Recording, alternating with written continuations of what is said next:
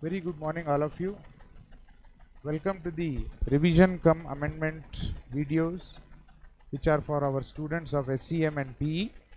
So, my dear students, as you are aware, in our regular classes, you have all completed watching the videos wherein Module 1 was regarding SCM, Module 2 was regarding performance evaluation, and Module 3 was with regard to revision test papers and additional questions. Now, in addition to these three modules, the new additional amendments that ICAI has brought about, what I am trying to say is, for our classes we have used three modules: Module 1, Module 2 and Module 3. Module 1 is SCM, Module 2 is performance evaluation, and Module 3 is your additional questions, revision test papers, etc. Now, in addition to this, ICAI has brought about certain amendments in certain chapters, especially with regard to chapter number 5 and few other chapters where amendments are in the form of additional questions. In addition to the amendments, ICAI has also brought about a wonderful publication for which we have to really appreciate, which is known as the Case Study Digest. Now, how to approach this case study digest? Remember, this case study digest is segregated into three categories of questions. One is case study, one is case scenario, and the other one is skill based assessment questions. As you can have a look, linking strategy and management is what is the opening line of the preface. In our revision, the primary essence is going to be linking. So that is why I request all of you to watch these videos, chapter wise revision videos, only after you complete watching the regular classes or after completing your regular coaching. Because these questions in the case study digest, if you observe, some of the questions are combination of more than one chapter, in the sense that a student requires the knowledge of more than one chapter in order to approach these questions. So therefore, after you complete the entire syllabus, you must listen to these revision videos, and these videos are being uploaded in your Google Drive in the respective chapter, because the revision is happening chapter wise, but interlinking will be there. So unless and until you have a completion of syllabus in the regular manner, only then you will be able to take advantage of these revision classes. So my dear students, listen carefully to what I am saying. This particular case study digest book has around 14 case studies, it has 12 case scenarios, and it has 23 skill assessment based questions. All these questions are very interesting, and the best part is that it's very easy to approach these questions if your theory and the interlinking of concept is very strong. So we are going to first of all revise the class notes which we have written in the class, which we call it as smart notes, and then we are going to discuss the amendments, whatever has been added, and then we will be solving whatever questions are newly added which are not covered in the regular class, in the sense that it is not there in our material, it has been subsequently added by ICAI. All those questions also we are going to cover.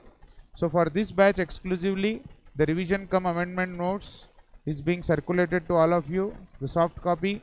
Along with that, case study digest, you require the institute's publication of case study digest. These two are more than enough. So therefore, my dear students, what you require is, already you have my module 1, module 2 and module 3. In addition to this, I will be sharing with you the revision material in which amendments are also covered, as well as case study digest. Please download, because even that we are going to solve in these videos. Okay, so that's about it. So let's begin with the first chapter, which is chapter 1, Introduction to SCM. Many students feel that this chapter is very simple and it is not important for exam, but you are wrong, because Introduction to SCM, which is the first chapter, has so many concepts, my dear students, which are again and again repeated in various other chapters. Okay, so well, let us quickly revise our smart notes for Introduction to SCM chapter, and once we revise this, we will once again interlink with other chapters. Okay sir, come on, all of you please get ready. So these are your class notes, which is in the form of smart notes. I hope all of you are having this. You have written it in the class, and those who haven't written it also, you can take advantage, because I am giving you the soft copy itself, so you all can take advantage of that, right? So let's begin the show. This is Introduction to SCM. In this video we are going to revise this complete chapter, whatever is there in your updated study material and our class notes. Come on, my dear students. Yeah, first and foremost, you need to know the difference between traditional cost management and strategic cost management. There is a new question that has been added in this regard. Now, what is the difference between traditional cost management and strategic cost management? I'll give you a simple example so that you understand. Listen, all of you. Say, for example, I am a very successful businessman and I am having restaurants all over the city. Say in Hyderabad, I have two restaurants. One is in a place called Banjara Hills and one is in a place called Himayat Nagar. I have two restaurants. The Banjara Hills restaurant is doing very well. Lot of crowd is coming there and the restaurant is doing very well. But the restaurant which is in Himayat Nagar, for some reason, it is not doing as well as the Banjara Hills restaurant. Now, carefully listen. In Himayat Nagar, the restaurant, I am losing money there because revenue is good, but the fixed costs are so high that I am in losses. Revenue is good, but not sufficient to recover my fixed costs. Revenue is good, contribution is there, but as you all know, contribution minus fixed cost is profit. In the Himayat Nagar restaurant, my contribution is there. Sales is more than variable cost for sure, but the contribution is lesser than fixed cost, and therefore I am suffering losses in the Himayat Nagar restaurant. In a place called Banjara Hills, my revenue is excellent and my contribution is beautiful, it's very high, and contribution is much higher than the fixed cost, and I am making lot of profits over there. Now I decided to do an analysis why I am incurring losses in the Himayat Nagar restaurant. Okay, now listen carefully to what I am saying. Why am I incurring losses in Himayat Nagar? When I did a proper analysis, I found out that just next to my restaurant in Himayat Nagar, there is another restaurant which is more popular than me. Over there, the food is as good as my restaurant, and over there, they have lot of variety and the pricing is lower than mine. So therefore, I am losing to that fellow when it comes to price. So therefore, in what way should I handle that guy? You all know very well the two important objectives of strategic cost management is cost leadership and product differentiation. So in my Himayat Nagar restaurant, my opposite guy, the competitor over there, is he selling the food which is better than mine? No, sir. Is his food tastier than mine? No, sir. Then why is it that I am losing out to him? The reason is cost leadership. He is able to give the same quality of food at a lesser rate, my dear students, and therefore I am losing out to my competitor in Himayat Nagar. So how do I deal with that guy over there? I need to deal with that guy by reducing my price.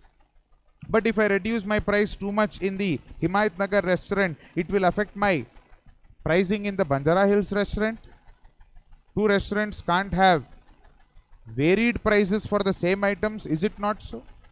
And therefore this kind of an analysis has to be done, wherein to justify the high price in Banjara Hills restaurant, I should do up the interiors, I should change the presentation of the menu card, I must try to change the cuisine, I must try to change lot of things there, do some interiors, do some kind of a absolute renovation, or you can say a transformation of the place to justify that price. But in Himayat Nagar, I'll have to reduce the price, only then I will be able to fight with the competitor in Himayat Nagar. So that when I reduce my price also, my volumes will be sufficient enough for me to earn a profit at the restaurant over there. So what is this that I am doing, my dear students? This is how you approach a given problem in strategic cost management, wherein there is an external focus. The focus is wider. So when I was thinking about the restaurant that was making loss, I was not only thinking internally about the loss-making restaurant, I was thinking about my competitor who is in front of me, and I was also thinking about my own restaurant which is in Banjara Hills.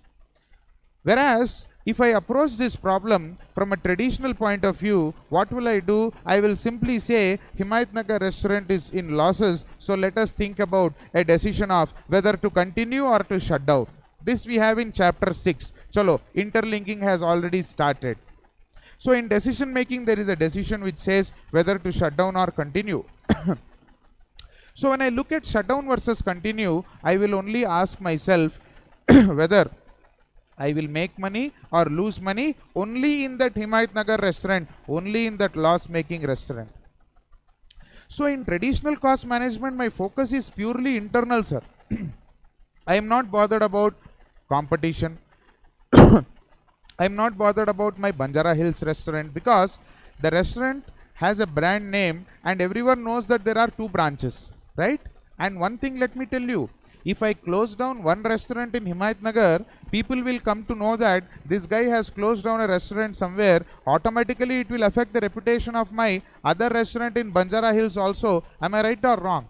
So therefore, the decision relating to one particular restaurant is affecting another restaurant also of mine. But in traditional cost management, what happens is we don't focus on these non-financial matters. We focus only on the financial matters. And therefore, if I approach this problem by a traditional cost management approach, I will simply shut down the Himayatnagar restaurant and I will just keep quiet, because I am preventing the loss of money. I am avoiding the losses. But from strategic cost management point of view, I should have an external focus. I should have a long-term focus. When I say long-term focus, I am telling that if I shut down the loss-making restaurant, what will be the impact of the profit-making restaurant? That is something which you have to know, my dear students. Not only that, in the case of multinational companies, in the case of listed companies, such decisions will not only impact the company's profit, but also the share price of the investors. Think, all of you. A company like, say, MRF Limited is one of the premium shares, premium stocks. Each share costs, I think, more than 75,000 in the stock market. Just imagine MRF decides to close down a factory just because it is incurring losses. MRF, you all know very well. Just assume suddenly MRF decides to shut down a factory somewhere just because it is incurring some losses over there in that factory alone. What impact will it have on the other factories? What impact will it have in the minds of the customer? What impact it will have in the mind of investor? What will happen to the price in the stock exchange? So many other factors have to be considered, my dear students. And not only that, you must focus very clearly on either cost leadership or product differentiation.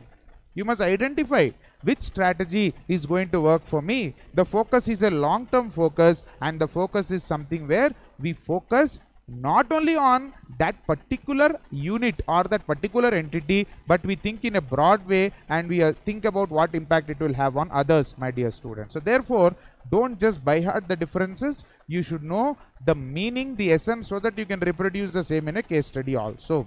Short-term focus, long-term focus, internal focus. Here we do a cost driver analysis and we charge the cost activity wise. Very, very important. When I say cost driver analysis, remember, here you must shift your focus and think about chapter 10, where we have strategic analysis of operating income. What happens in chapter 10, strategic analysis of operating income? We have a concept called activity based costing. Come on, all of you, you must do some running notes also and you must participate in the revision. Now, when I say cost driver analysis, what do we do in activity based costing?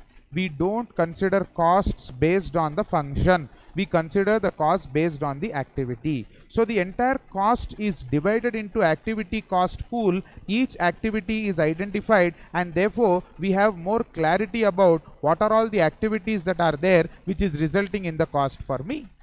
Whereas traditional cost management is more of a traditional costing or absorption costing approach, where the costs are just bifurcated into variable costs and fixed costs. Whereas in activity based costing, I don't classify the costs on the basis of their function or behavior. you all know cost classification. On the basis of function, it is production, administration, selling. On the basis of behavior, it is variable and fixed. In the case of strategic cost management, I believe that the entire cost has to be broken down into various activities. In case production overhead is there, I am not satisfied with just having the information of production overheads, my dear students. I want information about what are all the activities that are there inside that production overheads, so that I know which cost driver is influencing which activity, and therefore that will help you in cost reduction. Cost reduction is there in chapter 3 also, chapter 4 also. When I say chapter 4, target costing, cost management technique is the name of the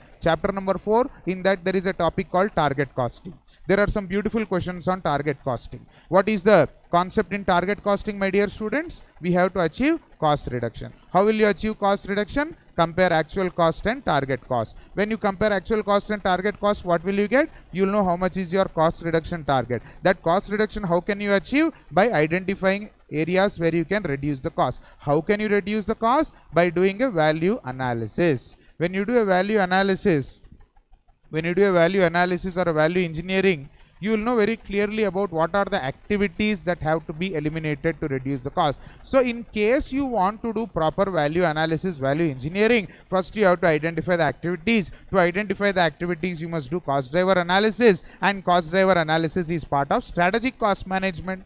So strategic cost management chapter 1 tells that cost driver analysis has to be done, which is there in chapter number 10, so that you can achieve cost reduction, which is the objective of chapter 3, so that you can achieve the target cost, which is there in chapter 4.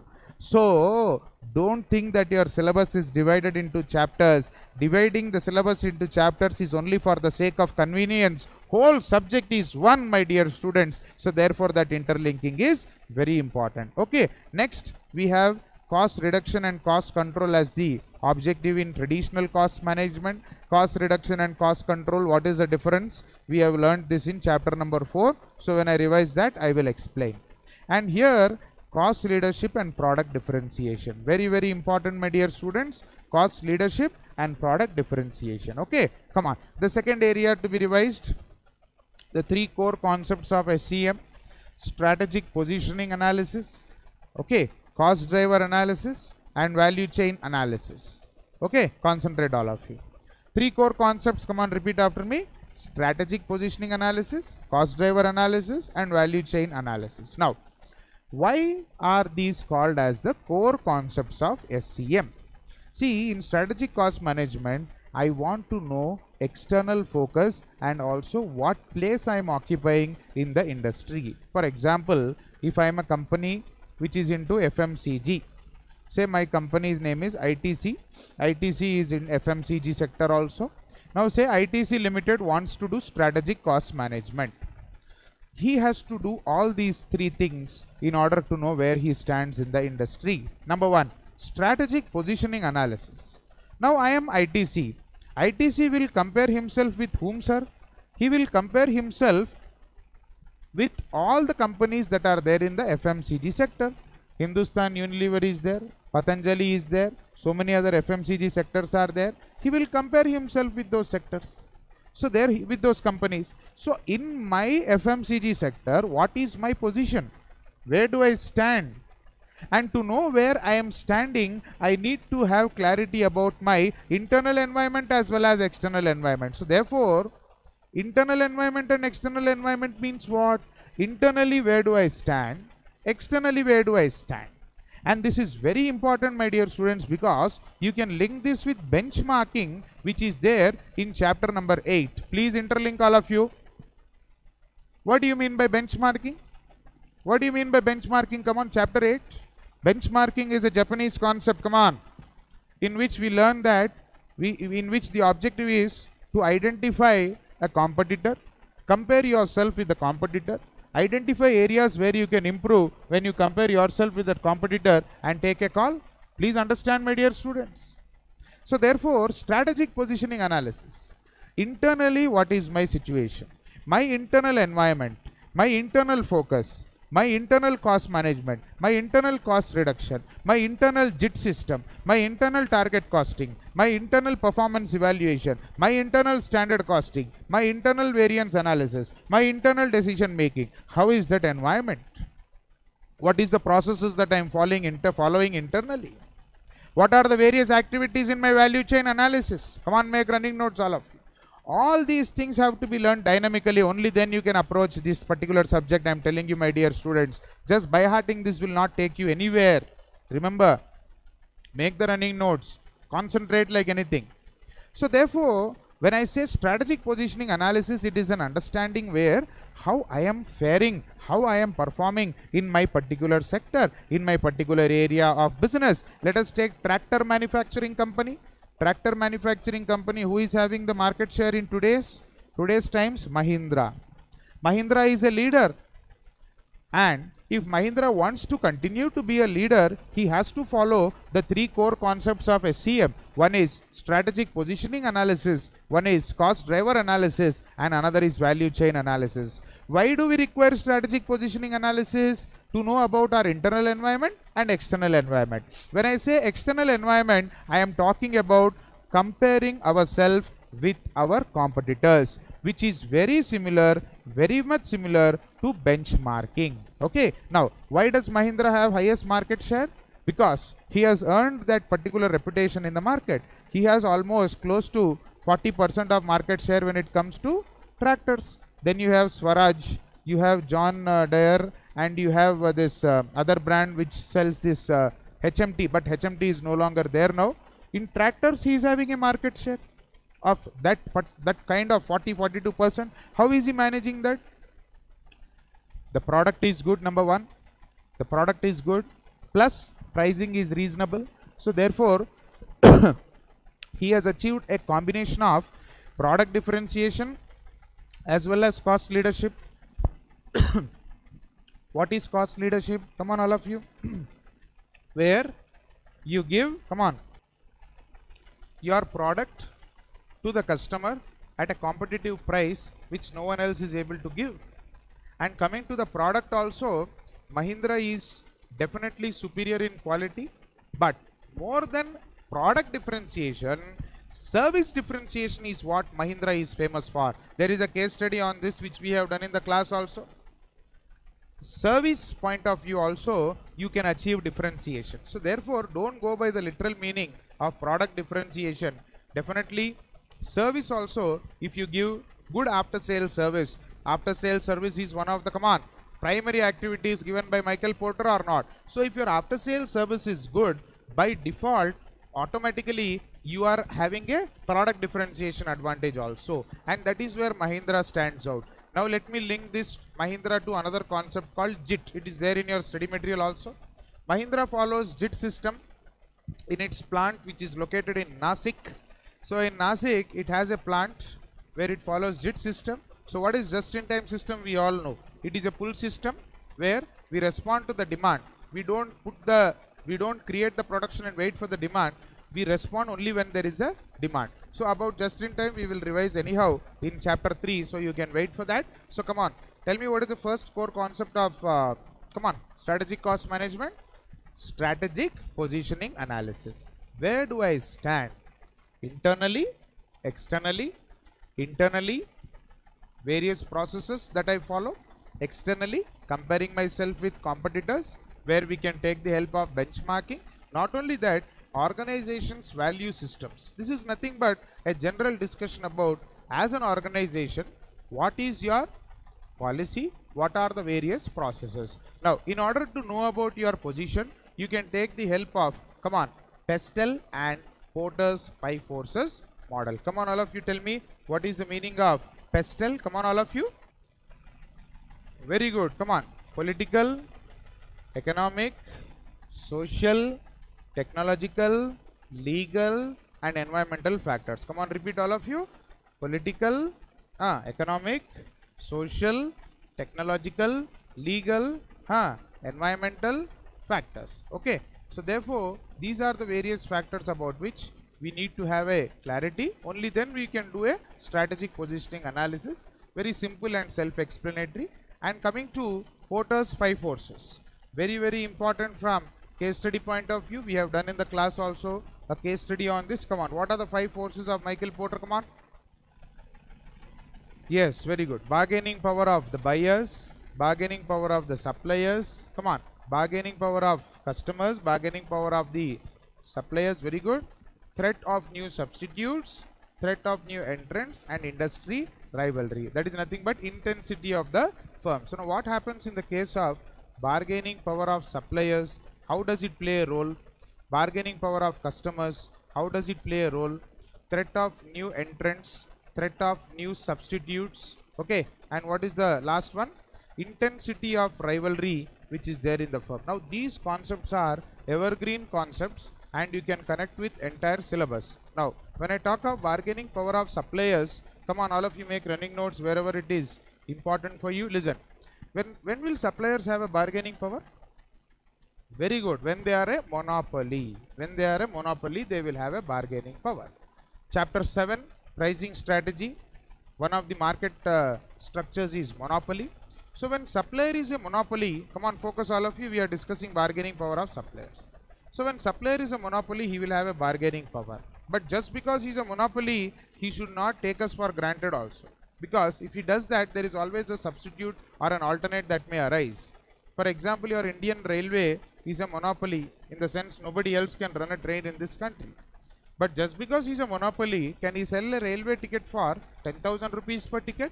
If he does that, definitely he does not have competition in railways, but the same service I can take by and I can just book a flight and go off, which is cheaper than 10,000.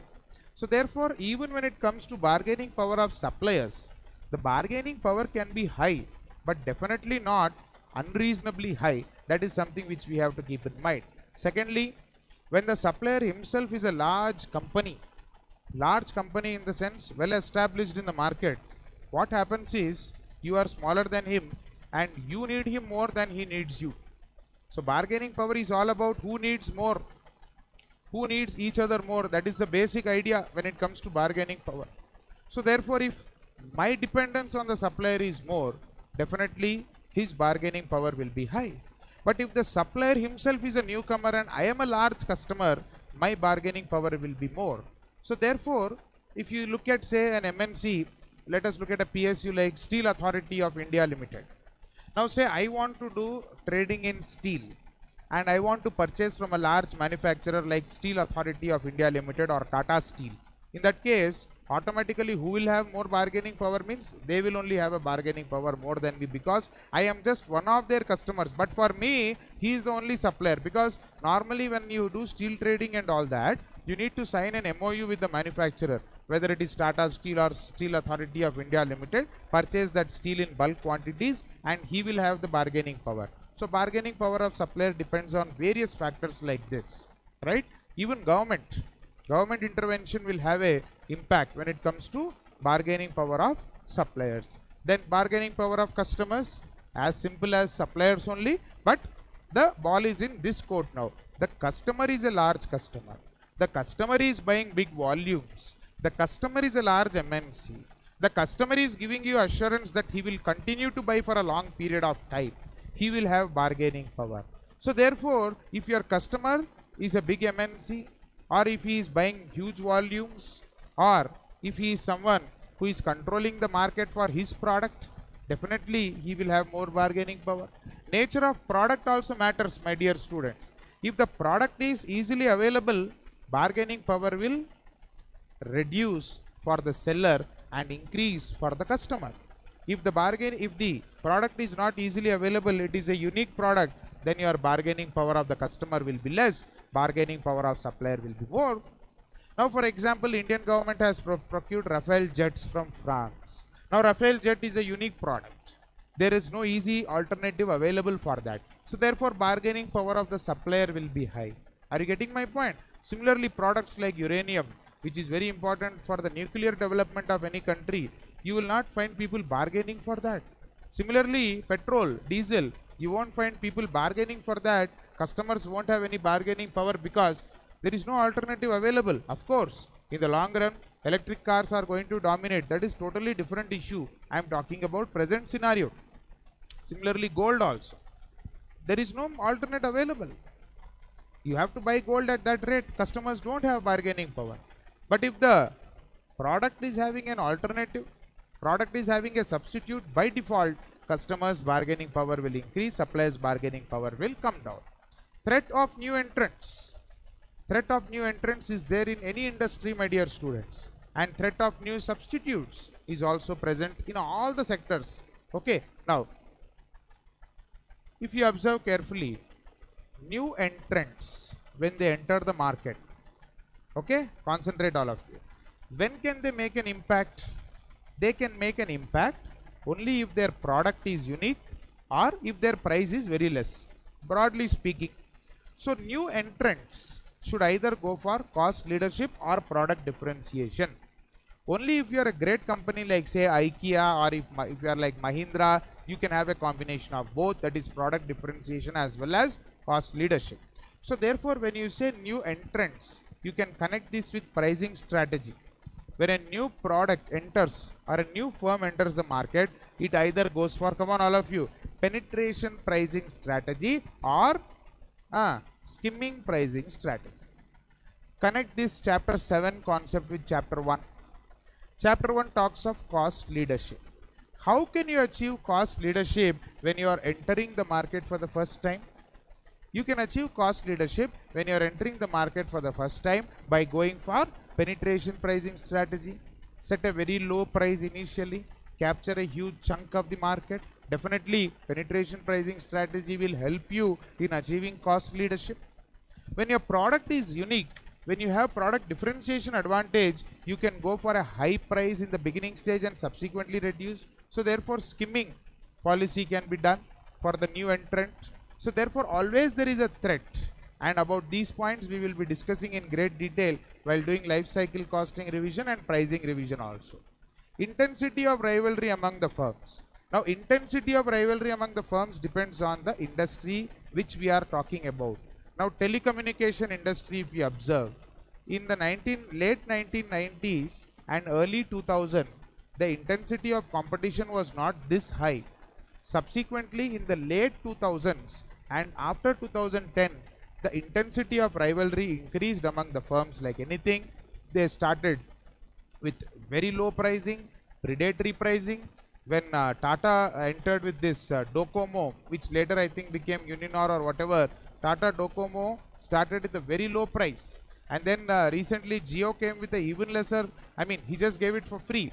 So intensity among the firms, we can't explain generally. It depends from industry to industry. Intensity of rivalry depends upon the nature of the product also, how they are, competing with each other, whether it is a monopolistic competition or whether it's an oligopoly, it depends. So therefore, for example, even banks, the intensity of rivalry was not so high as it is today. Today, you want a credit card and you fill a form online, you get call from each and every bank that is there asking you to take their credit card. We are getting SMS that your loan is approved, just click on the link. Can you imagine? My loan is approved, I didn't even ask for a loan and I'm getting a message that my loan is approved, just click on this link. So just imagine, intensity of rivalry among the firm keep changing from time to time. And that is why, my dear students, make a note. Porter's 5 forces are dynamic. Porter's 5 forces are not static. Have this practical knowledge so that you can write any case study that is asked in the exam. Looking at cost driver analysis now. When I say cost driver analysis, we have already discussed this in our introduction. When we were doing introduction to IPCC, we were talking about activity based costing. So you can just refer that. Cost drivers influence each activity. Change in cost driver results in change in the activity cost. And for example, you all know very well, if machine operating cost is the activity, machine hours is the cost driver. If packaging is the activity, number of boxes is the cost driver. And therefore, each activity will have a cost driver. Let us be very clear about that, which we have already discussed in the IPCC introduction about activity based costing. Now, many students they don't know that, again, cost drivers are divided into two types. One is structural and executional. Just listen all of you. We have written all this in the class already.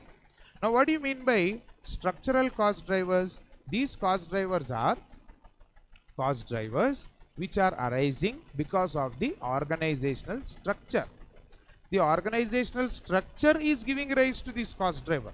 They are known as what? Structural cost driver. For example, there is a factory in which all the operations are done by machines.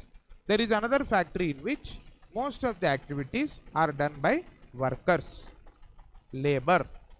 Okay. Now, in the factory where production is done by machines, machine hours will be a cost driver. Am I right?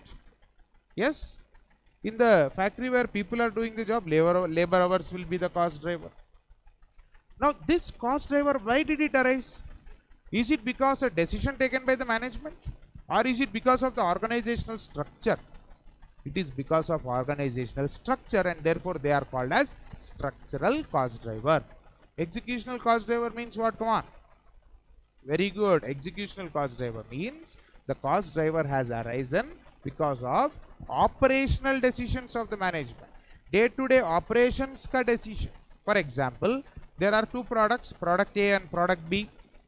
Management decides that for product A, we are going to go with packing in steel containers, and for product B, they decided that they are not going to go for packing at all. They will give the product just like that by putting it in some normal bag or cover like that. Now, where you will have the cost of containers? For which product will you have the container cost? For product A. For product B, you are not going to have any packing cost because that activity only is not there. So therefore, number of containers is the cost driver for the packing cost of a particular product in the company. Now, how did number of containers become a cost driver? Because a decision was taken by the management. It is a cost driver for one product. It is not a cost driver for another product. So definitely when that cost driver is there for this product, the cost of this product will be more, and when the cost driver is not there for this product, the cost will be less, because that particular cost will not come in the cost sheet of this product. It will come only in the cost sheet of the other product where that container is being used. So therefore, these cost drivers are arising because of management decisions regarding their operations, with regard to their operations, right? Next, now we have just discussed about strategic positioning analysis and cost driver analysis. The third important core concept of SCM is value chain analysis. Now this is so important. It is there, it is required in every chapter. How is it required in every chapter? First of all, chapter 1, Introduction to SCM.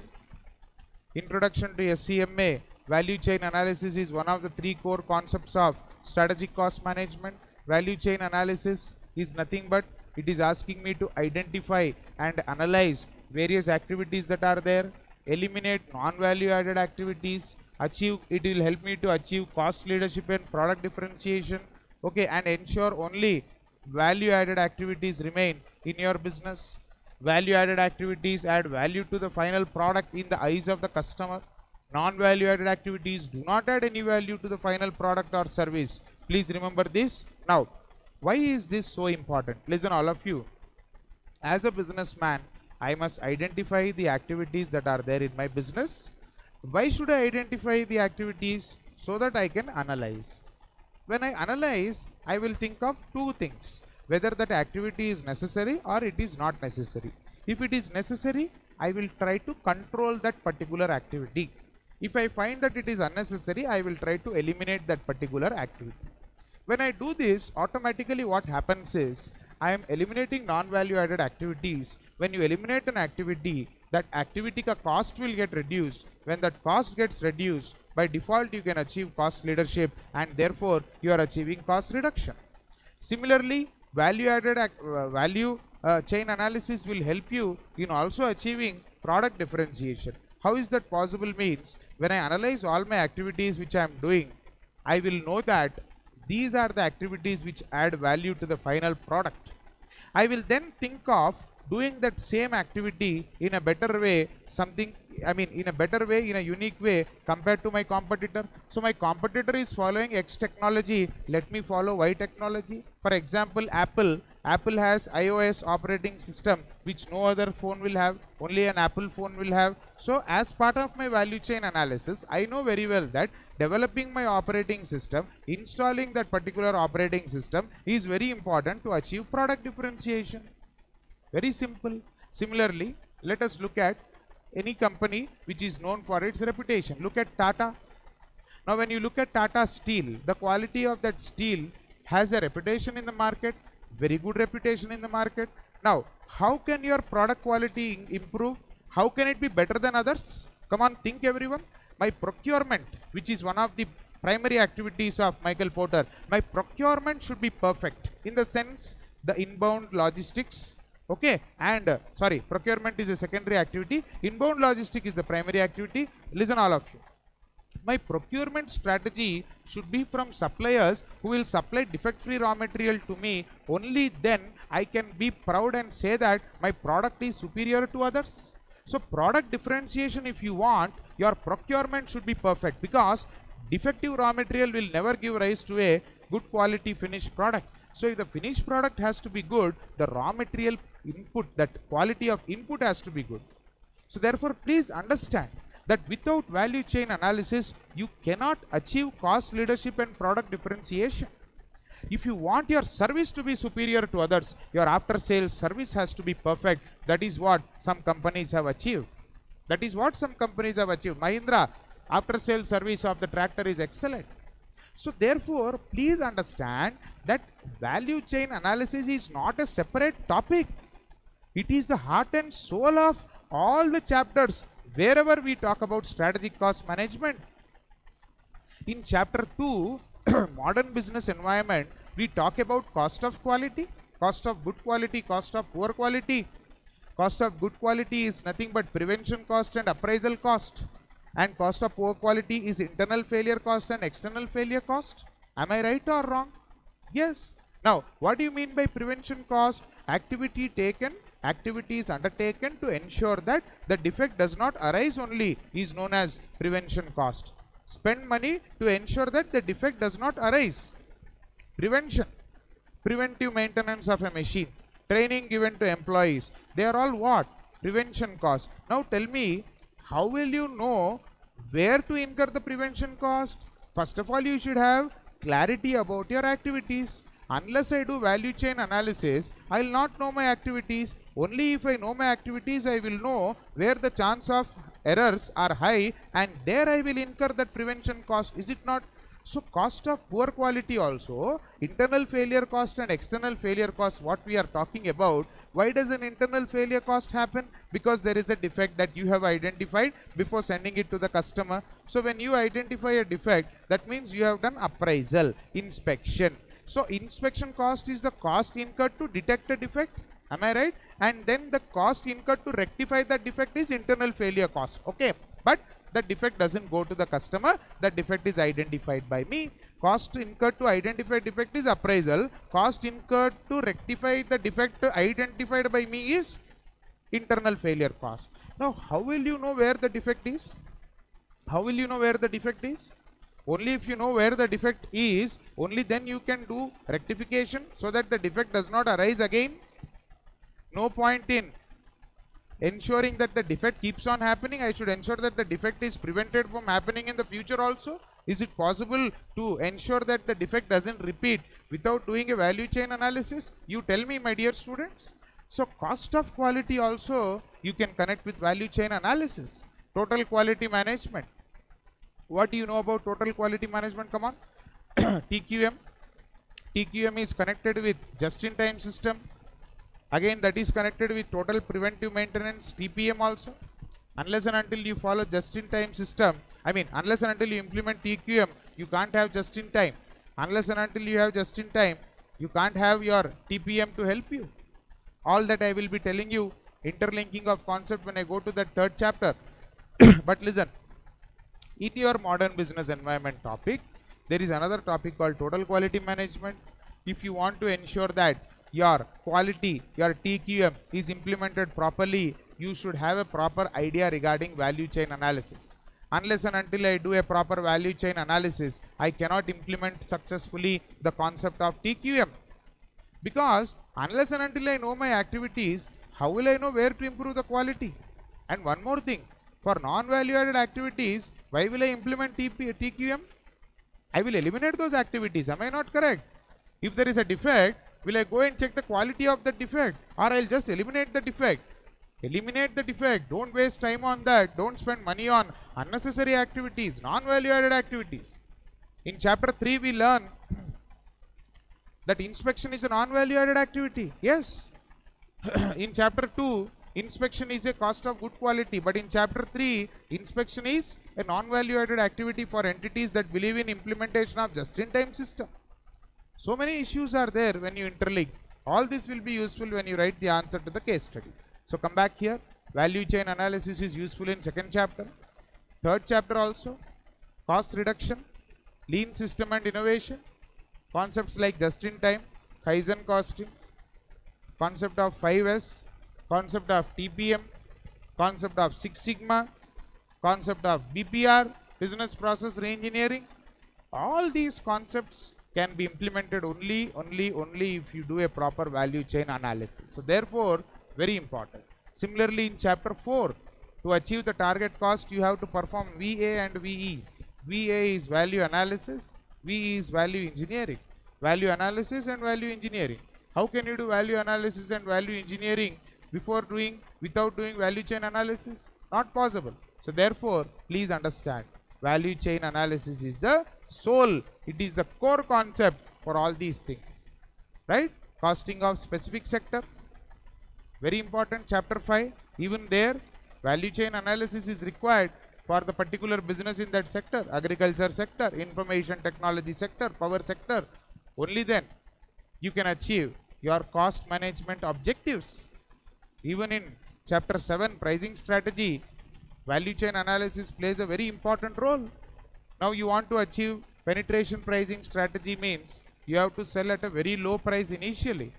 But does it mean that I will make losses forever? Can I not make profits even if the selling price is low? At least I can have a positive contribution. Yes, for that variable cost should be low. How can I reduce my variable cost? By performing cost reduction, cost management techniques. That is possible only if I have a clarity on my own value chain. Value chain analysis is so important, my dear students, throughout strategic cost management. Okay, so therefore this was your value chain analysis, and Michael Porter's value chain analysis is considered as one of the best value chain analysis methodologies as far as any sector is concerned other than service sector. It is not useful for service sector. It is useful for manufacturing. It is useful even in the case of trading, but it is not useful in the case of service sector. So please understand, primary activities and support activities are the two categories. Come on, concentrate all of you. Let us quickly revise this. Come on, all of you. So please concentrate. Primary activities comprise of what, and support activities comprise of what. It's not just sufficient if you know the activity names that are contained. You should know the in-depth meaning of each and every activity, because there are a number of case studies and case scenarios in which you are supposed to identify the activities in the value chain of the company. That is possible only if you have a clear understanding of each and every activity that is given. Now please understand, what is the meaning of a value chain? It comprises of all the activities that are done in an organization right from the design stage. Please understand, value chain begins right from the design stage and it comes right up to the after sales support stage of any organization. So please repeat after me: design, produce, market, deliver and support. So design, produce, market, deliver and support are the key words which you have to remember whenever you are introducing value chain analysis in the exam, whenever you are writing your answer. Okay. Now, what is the connection between value chain and life cycle costing? Very important. In case study digest, there is a beautiful question on life cycle costing which we will be doing when I do the revision of chapter 4.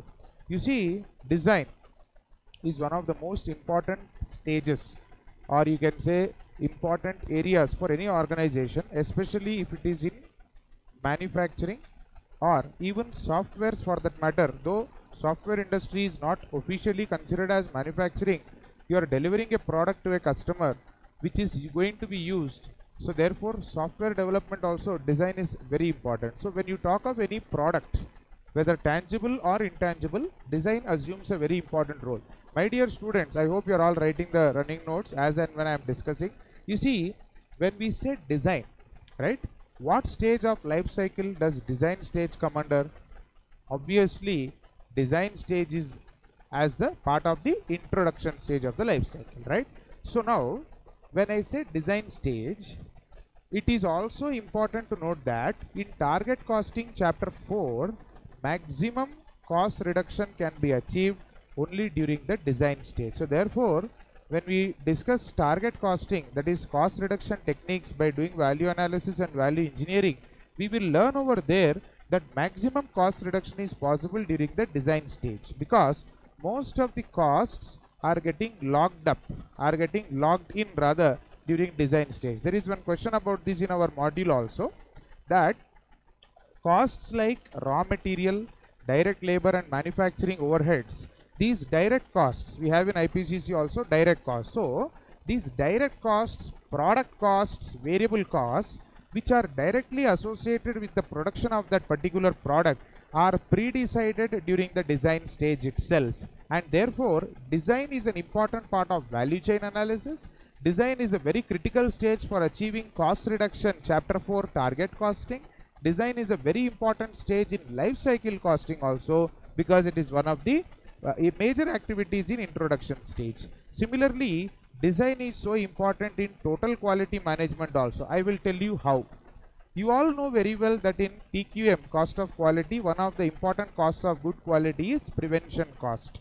What do you mean by prevention cost?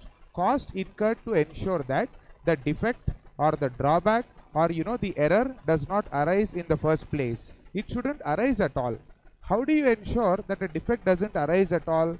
It is possible only if you take necessary steps before the particular process is started, before the particular function is done. So therefore prevention cost is incurred before the start of the process, and prevention cost is incurred in order to prevent the defect, prevent the drawback, prevent the failure, prevent the error, so that it does not arise in the first place at all.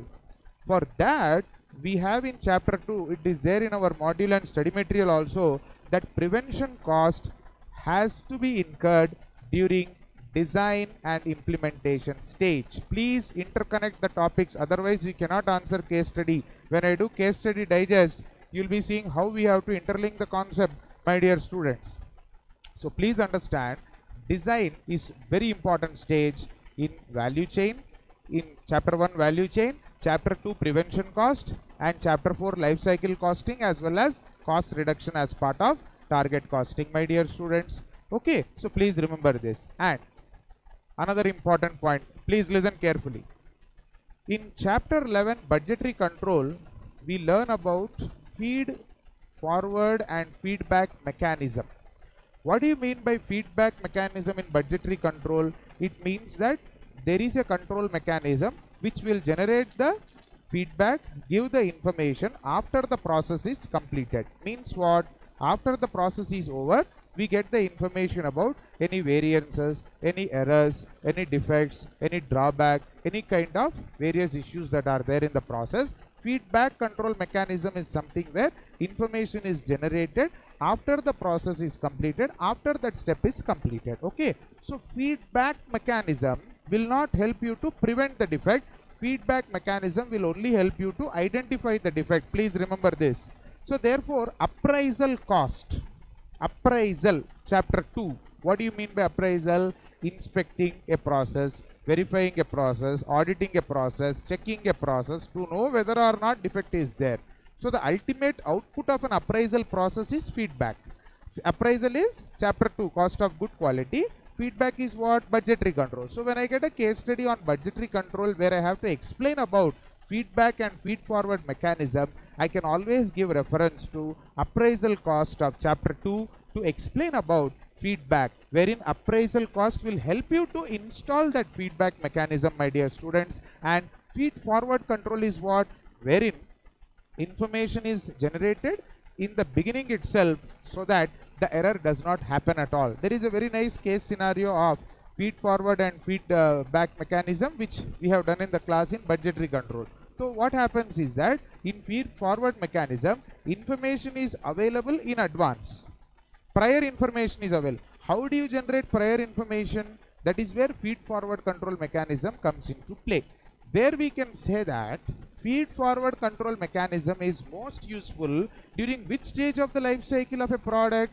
Introduction stage, during design. So when I am doing design of a product, if I get information then and there about the positives and negatives of that product, then and there, then what will happen is I can take necessary steps to rectify in case there are any negatives, in case there are any errors which are arising about the product. Very useful in the case of software development also. So therefore what I am saying is design stage is very important stage to implement a feed forward mechanism in budgetary control insofar as manufacturing a product or developing a software is concerned. So therefore value chain analysis, as I told you, is a wide concept. Don't stick to bookish knowledge, don't summarize everything and by heart, and in the exam you'll have a lot of difficulty. Have a world view and be like a management accountant, don't be like a student who just by hearts. Come on all of you. Now Michael Porter, what does he say is that he says very clearly that my value chain is only for manufacturing and trading,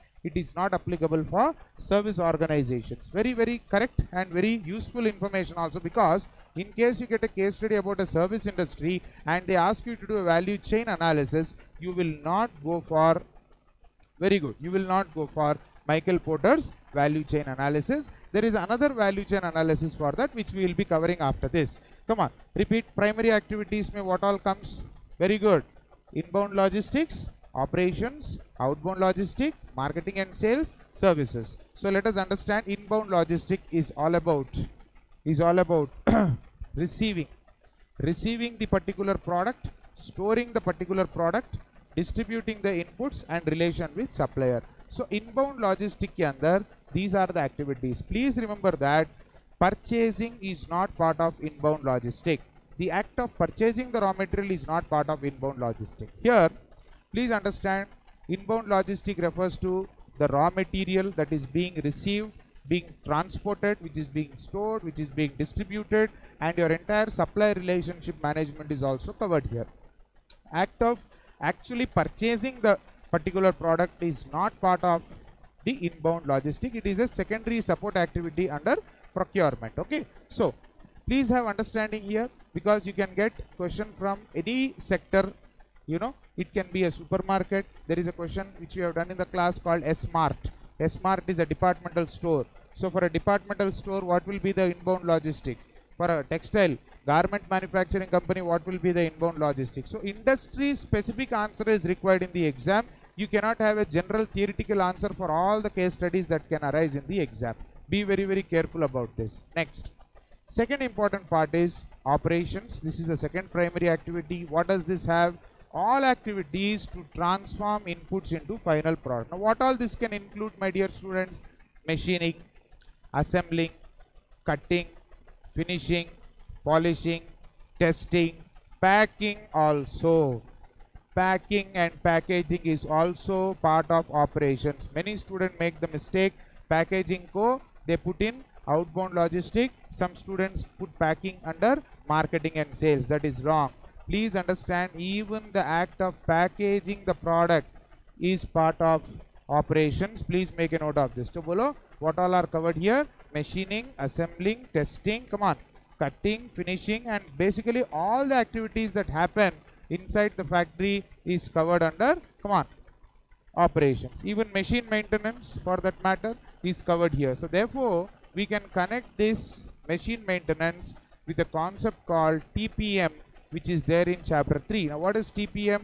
Total productive maintenance. See, when I am revising a chapter, parallelly I am connecting with other chapters, and you can parallelly revise these other topics also. That is why I said watch these revision and amendments classes after completing the syllabus. Revision, amendment and case study digest, everything we will be trying to cover. Okay na? Chalo. TPM, total productive maintenance, also is a part of operations of your value chain under primary activities. Okay, chalo next. Outbound logistics. This is as far as the finished product is concerned. The ultimate finished product has to be collected, has to be stored, has to be distributed, has to be kept in a warehouse, and we have to manage the delivery schedules and vehicles. Very important activity, especially in today's time. For any e-commerce operator, outbound logistic is very, very important. Very important. Collecting, storing, distributing, warehousing, managing delivery schedules and vehicles. How is Amazon managing so many deliveries? How is Amazon managing so many deliveries? How is Big Basket managing so many deliveries of all the groceries and all that? Especially during lockdown, their volumes have increased so much. So what they do is, normally Amazon, what he does is, he combines all these activities into one under order fulfillment. I repeat, what does he do, sir? He doesn't demarcate these activities into separate items. Let us take Amazon as an e-commerce operator. Very important for case study. Anytime you can get a case study for an e-commerce operator, especially during COVID times, their significance has increased. Listen carefully to what I am saying. Collecting, storing, distributing, warehousing, managing the vehicles and delivery schedules. These activities are not done separately by Amazon. Amazon considers all these activities as one single activity, which is called as order fulfillment. I repeat, this is known as order fulfillment. Please understand what I am saying, all of you.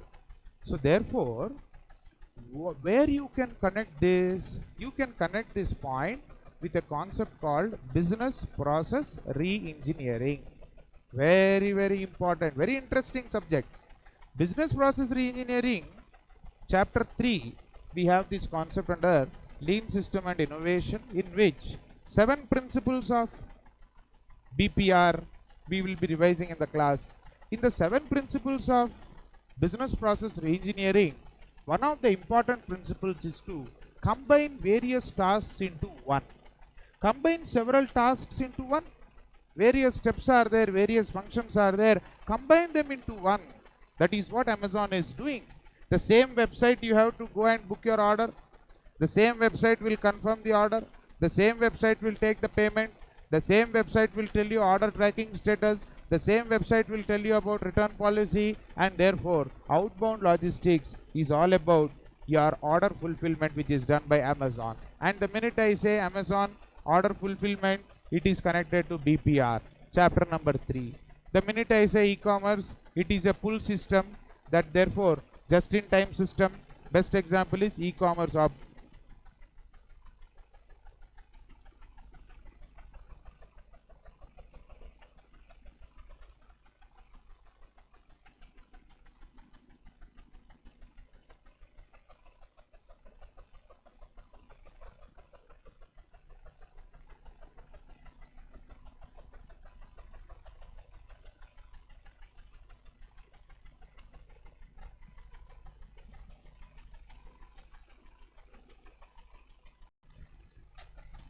So e-commerce is pull system, and you can use it as an example as far as just-in-time is concerned.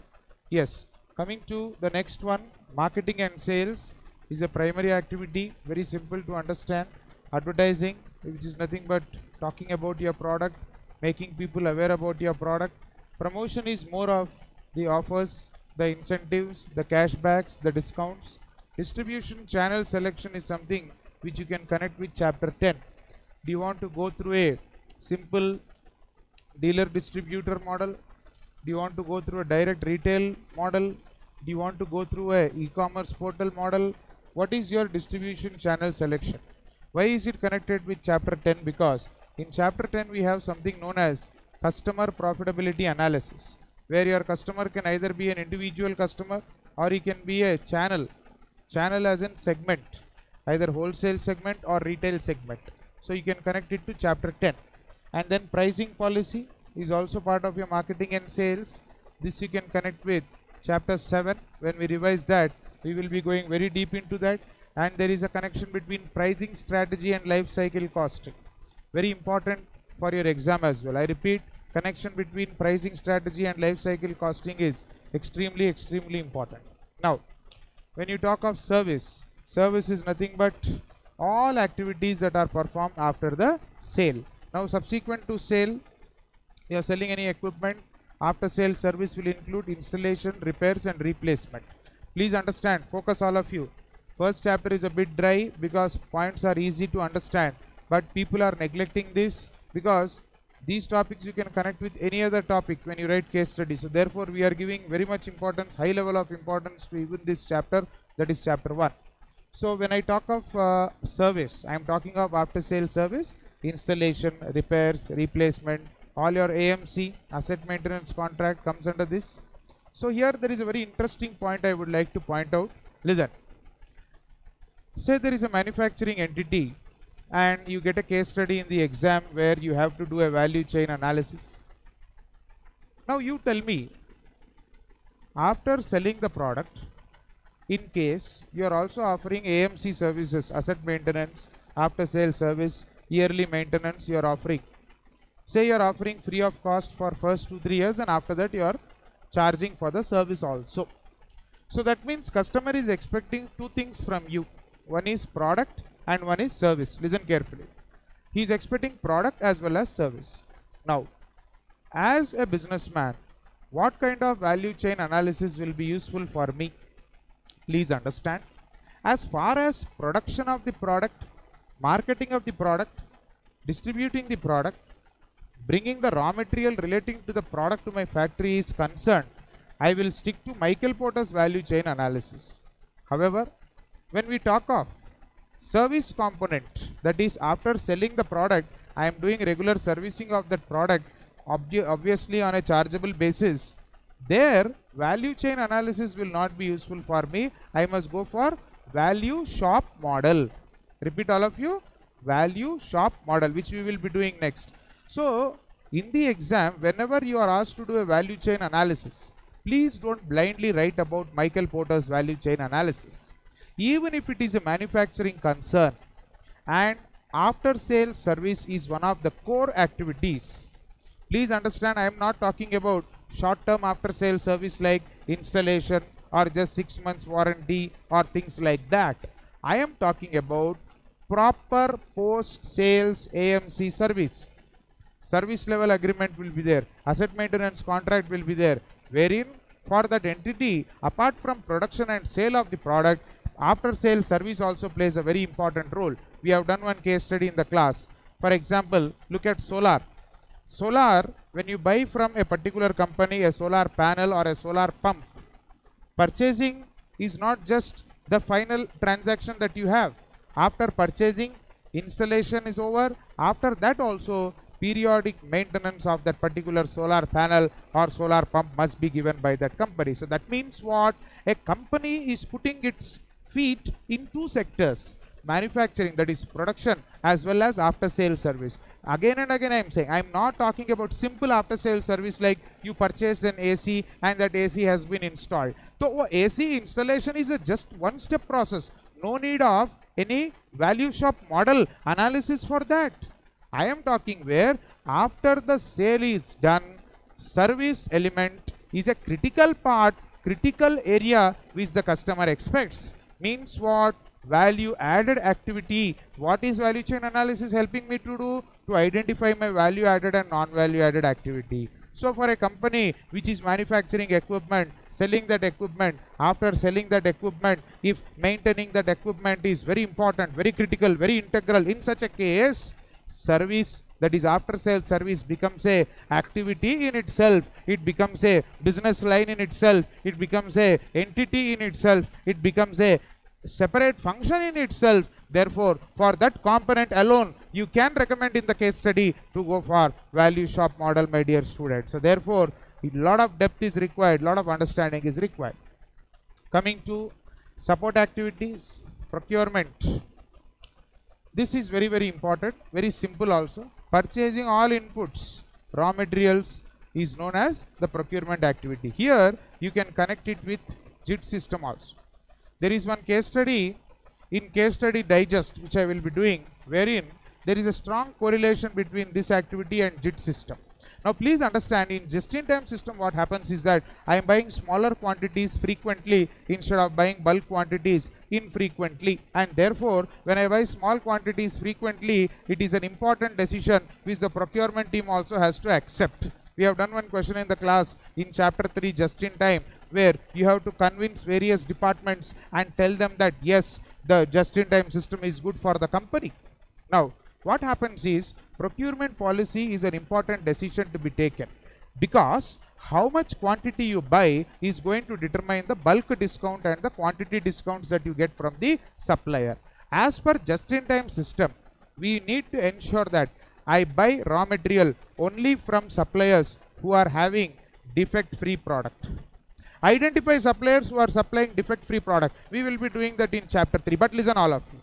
As part of the case study of value chain analysis, when you are writing about procurement in the case study, please mention that just-in-time is also an option available to the company. By reading the case study itself, you will understand. He will give somewhere that procurement team is considering about just-in-time system.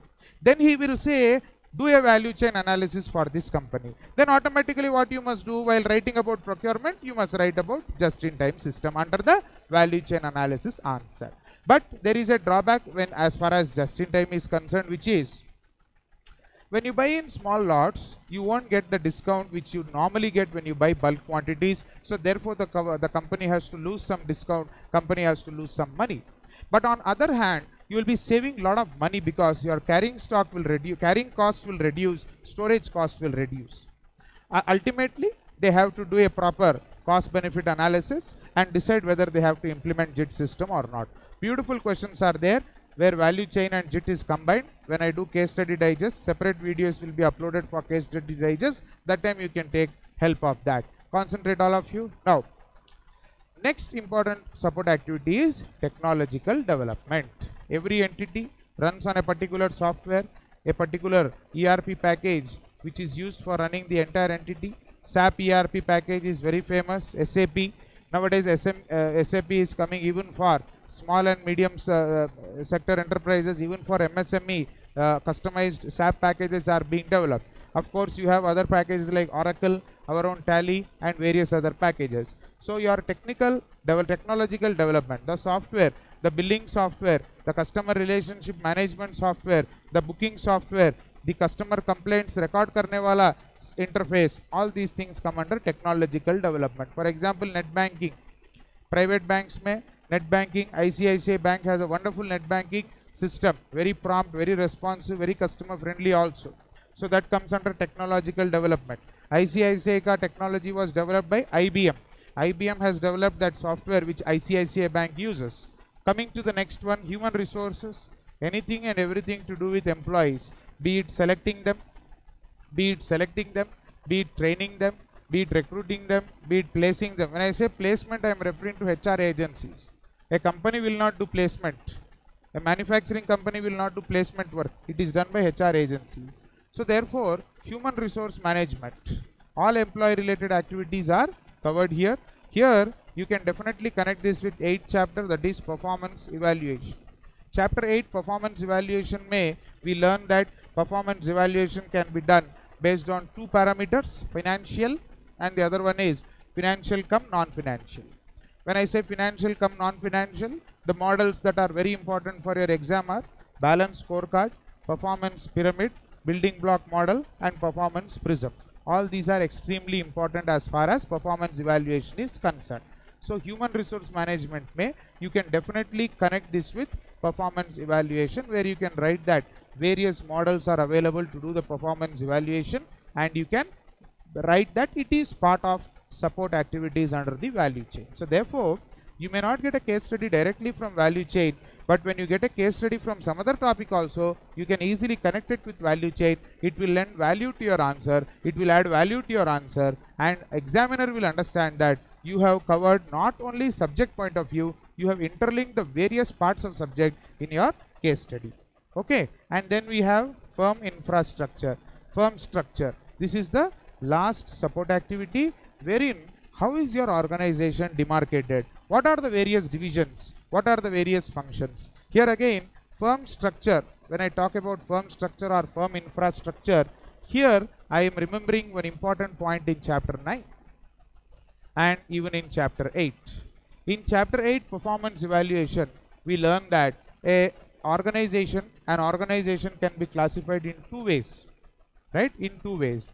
One is functional classification and another one is departmental classification.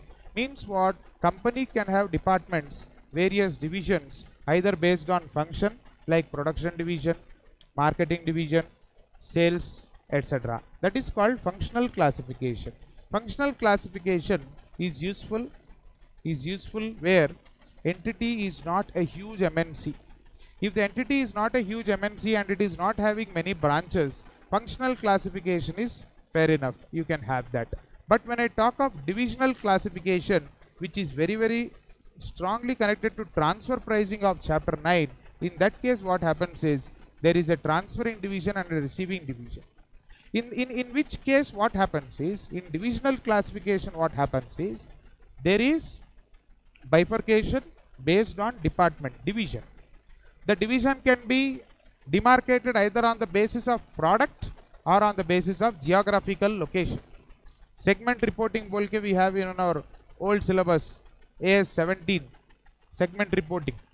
So either the divisions are classified based on product or either they are classified on the basis of geographical location. There is one ITC Limited located in Bhadrachalam. It is located in Rajamandri. Its head office is in Calcutta. So therefore each division functions independently. Either it can be a cost center, profit center, revenue center, or a distribution center. Repeat all of you: cost center, profit center, revenue center, distribution center. All this we will be revising when we do chapter number 8 and chapter number 9. Now, criticisms of Michael Porter's value chain. Very important for case study, all of you. It cannot be applied to service organization. Repeat all of you. It cannot be applied to service organization. Obviously, now when I say inbound logistic means transporting the raw material, what is the raw material which is transported? By service industry. Imagine all of you. So therefore, inbound logistics, operations, these kind of primary activities are applicable only for manufacturing sector.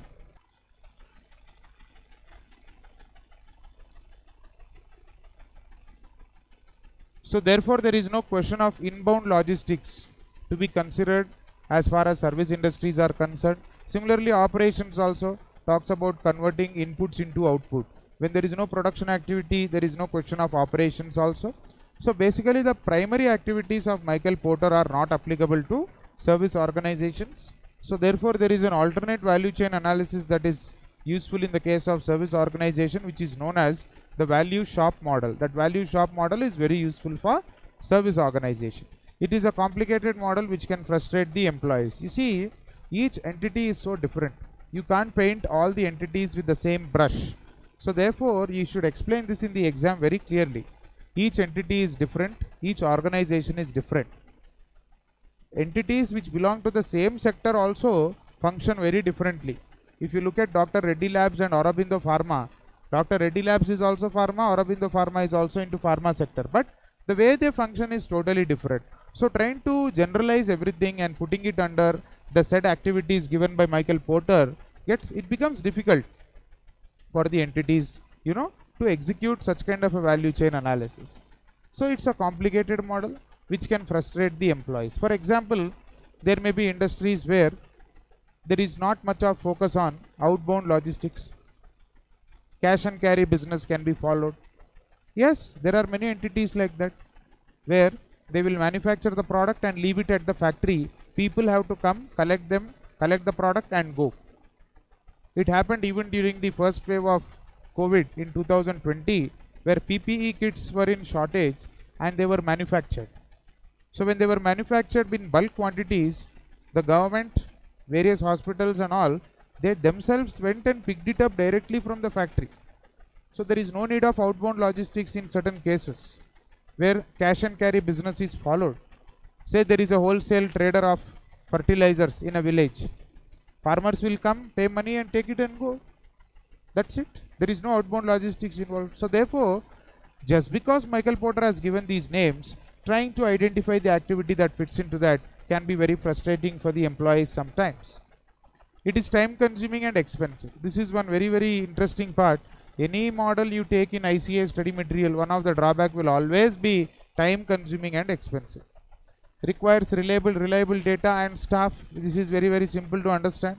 Results are not assured even after spending time and money, which means that just because you are doing value chain analysis, that does it mean that cost reduction is guaranteed, cost leadership is guaranteed, product differentiation is guaranteed? No. We cannot say that just because value chain analysis is done, you are going to save so much money. Such kind of assurances are not available just because you do value chain analysis. Now, already we have discussed strategic framework for value chain analysis. Value chain analysis comprises of three very important areas, which is known as the strategic framework for value chain analysis: industry structure analysis, core competency analysis, and segmentation analysis. Please repeat, all of you. Industry structure analysis, core competency analysis, and segmentation analysis. Whenever you get a question on value chain analysis, please do not forget to write about the strategic framework. When I say strategic framework, I am referring to what analysis needs to be done in order to ensure that value chain analysis is done effectively. That is what you call as strategic framework. How to approach value chain analysis.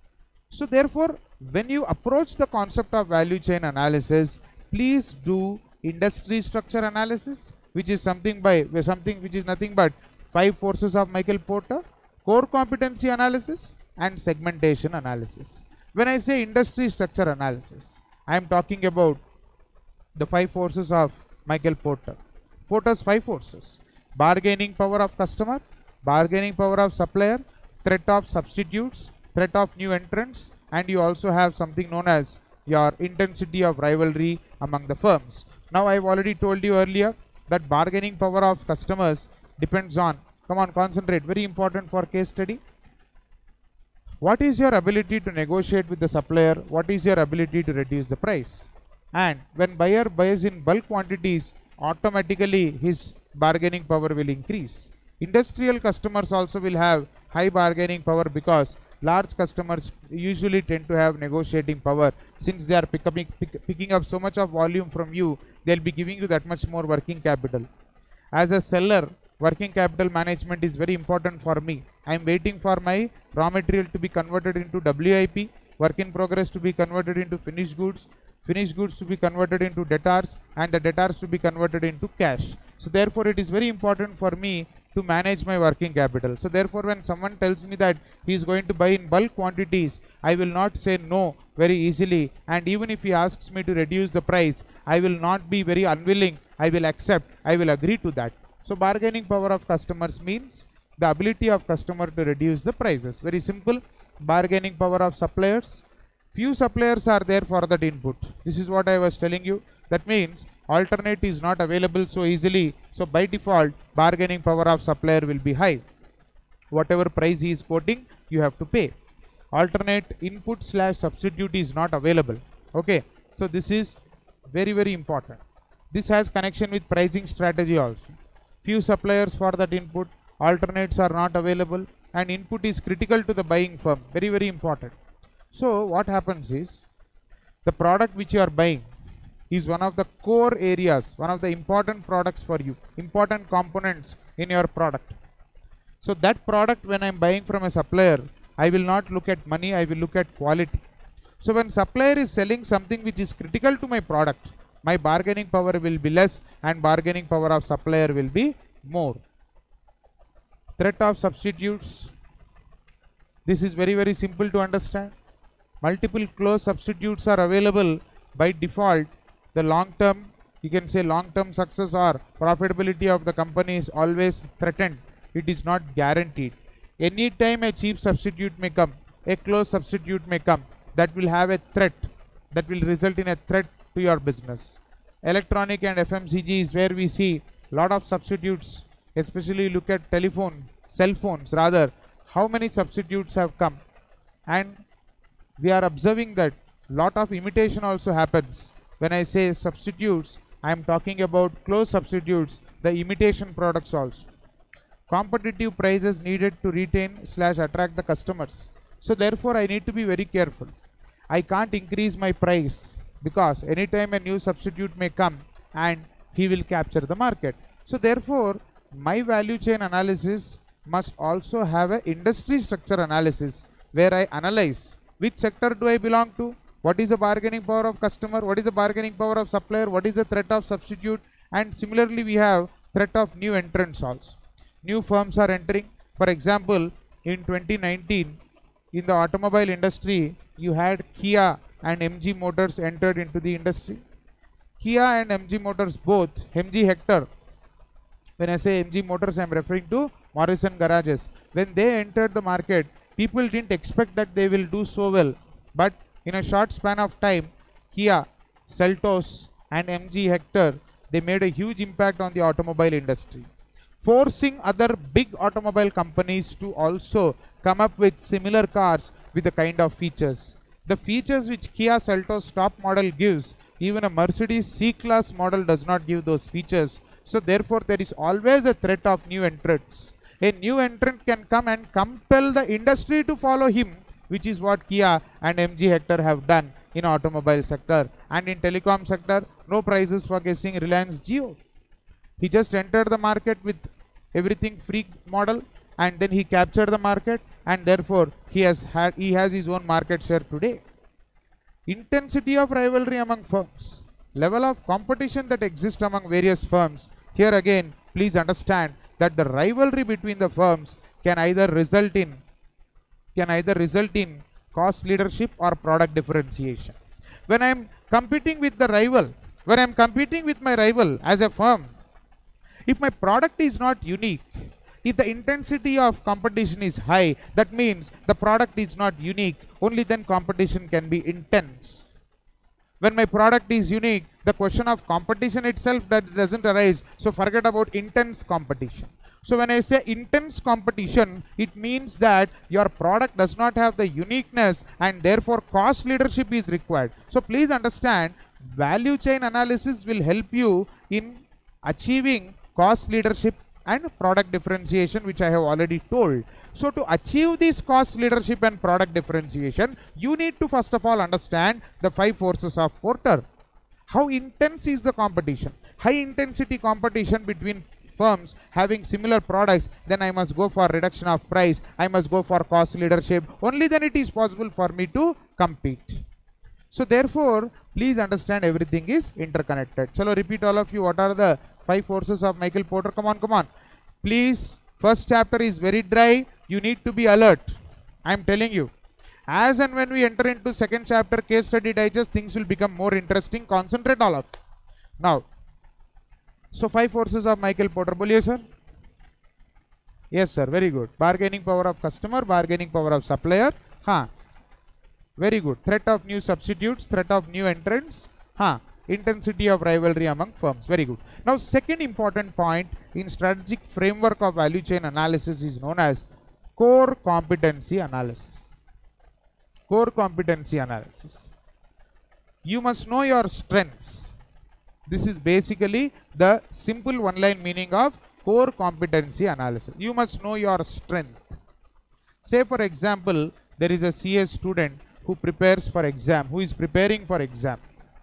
Now, when you study for more than a month or more than 2 months, you will automatically realize what is your strength and what is your weakness.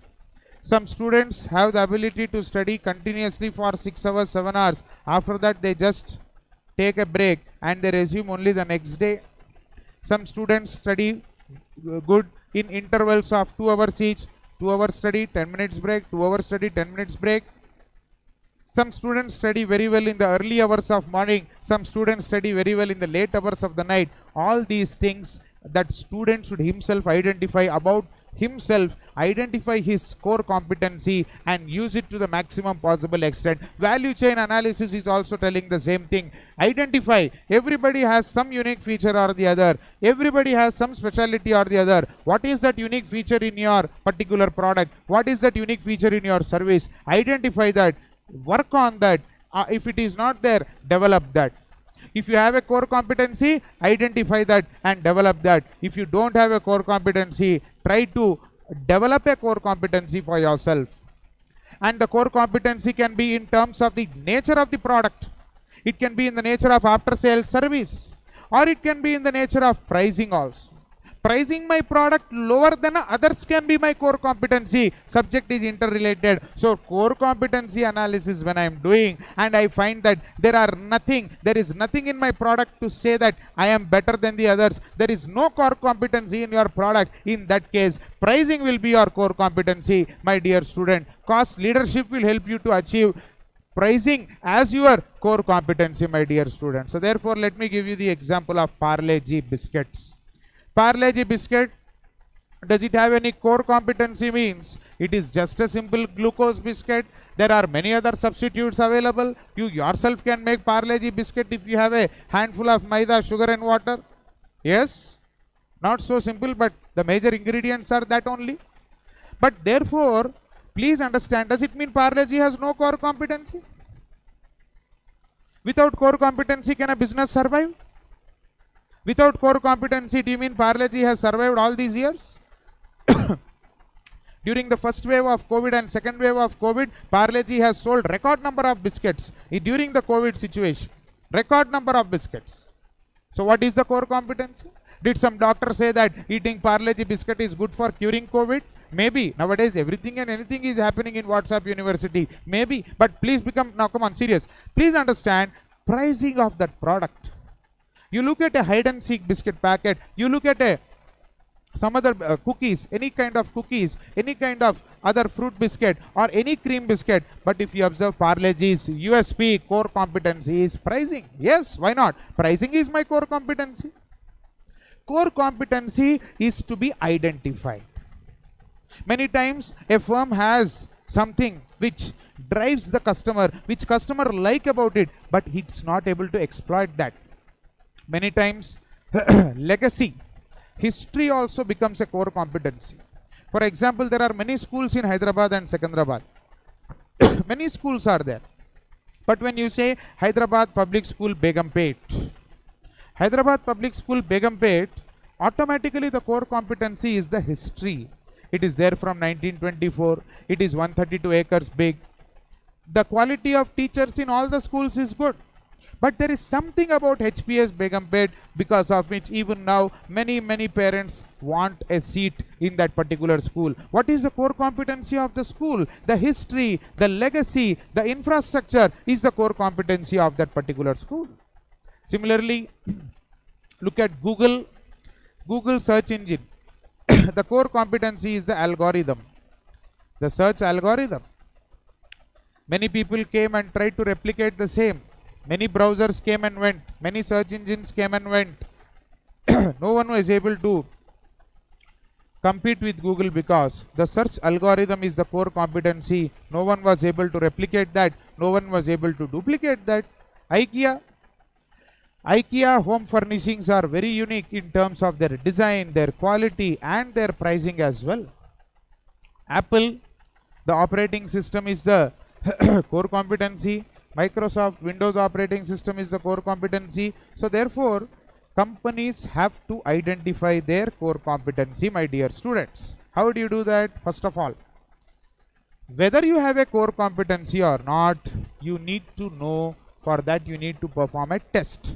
What is that test? 3 important things. Is my end product giving benefit? Yes, then you are having a core competency. Access to wide market. Is it freely available? Is it available in all markets? Yes, it is your core competency. Difficult to imitate is also a core competency. Rather, difficult to imitate is something which has to be there. Only then it is a core competency. Otherwise, if your core competency is easy to imitate, if your core competency is easy to replicate, it is no longer a core competency. It becomes common competency. It is not core, it is common competency. Why do you think people take patents and trademarks for their product? It is only because of the fact that they don't want people to imitate the same. And then sources. What are the resources that you have? Here you have 2 types of resources. One is your monetary resources, M for money and M for man. You need to have the necessary talent also and the necessary money also. Both are important to achieve core competency. So M for money, M for man. You should have resources, you should have staff to utilize that resources and establish your core competency as well. Validity of core competency in the current business has to be identified. Leverage core competency in other business. Very, very, very important. Listen. What do you mean by leverage core competency in other business? I'll give you an example. Now, ICICI Bank. What is the core competency of ICICI Bank? Obviously, banking. Banking business is a core competency of ICICI Bank. Leverage in other business. Core competency of banking can be used to promote other business. Very useful for case study, my dear students. How can I do that? Now, as a bank, I have so much of customer data available with me. So many people are my customers. So, directly I can use my core competency of banking to start my own insurance company also. Yes, that is what banks are doing. The bank which is handling your banking will also help you to handle your insurance. It is also helping you to handle your wealth. Mutual funds, they have their own wealth management company also. These banks and all, they have their own mutual fund wealth management companies. What are they doing? They are telling you, when you come for a house loan, they are insisting that you take a LIC policy. When I say LIC, life insurance policy with that bank.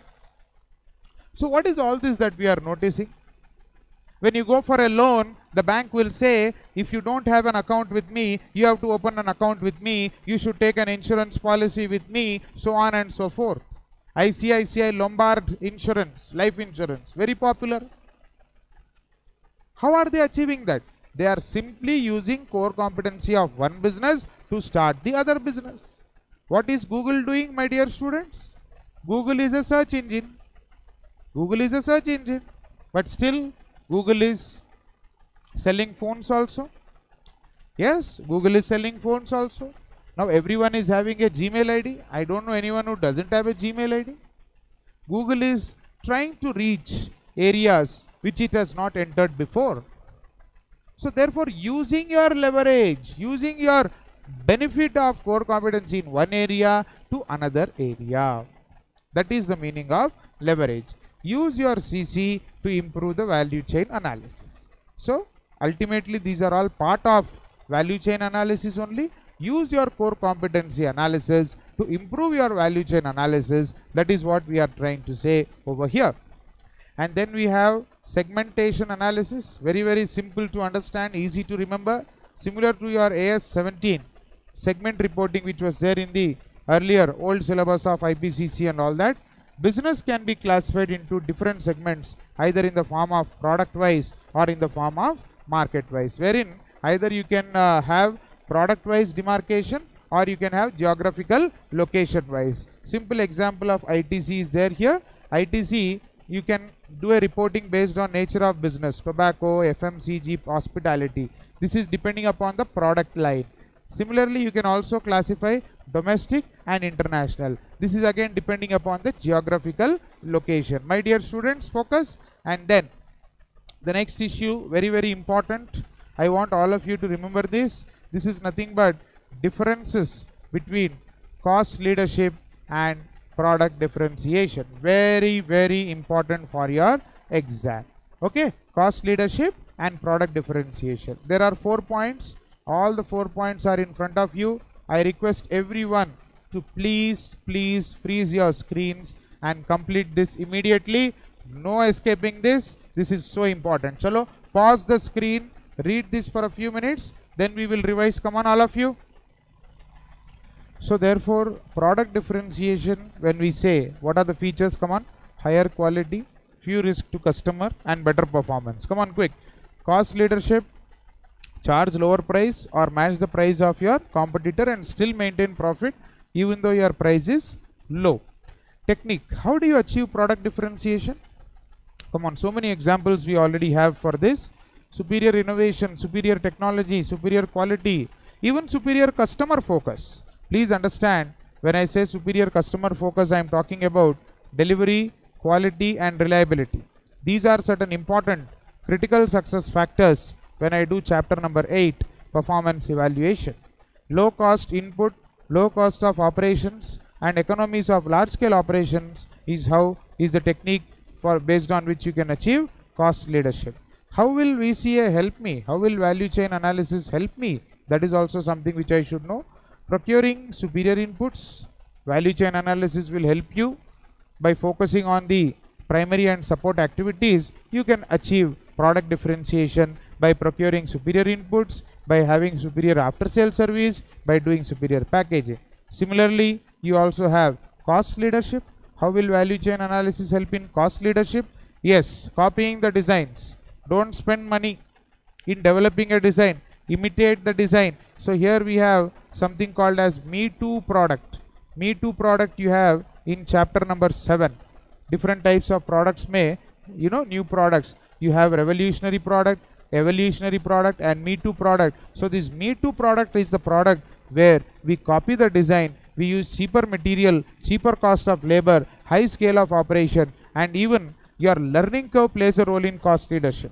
So for Me Too product, you can link only with copying of the design.